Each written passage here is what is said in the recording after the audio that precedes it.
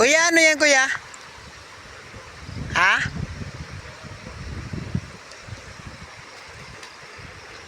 Pwede ba kita videohan? Pwede kita kunan ng video? Ha? Pwede kita kunan ng video? Ano yung dala mo?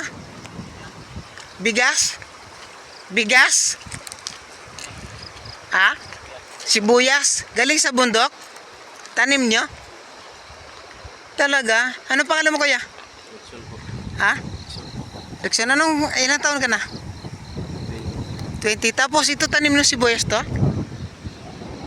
Talaga? Matataba yung mga sibuyas. Ayun, may daw ng ng saging, hindi natin magkita. Ilang kilo to kuya?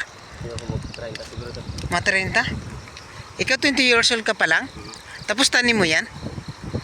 Talaga? Ito si, ano pangalan mo ulit?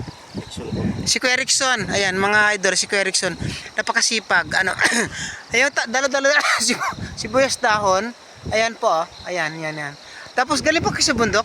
Ilang oras niyo binababa yan? Alas 6. Alas 6 ng umaga. Tapos mga ilang oras bago makarating sa bayan ng Brookspen?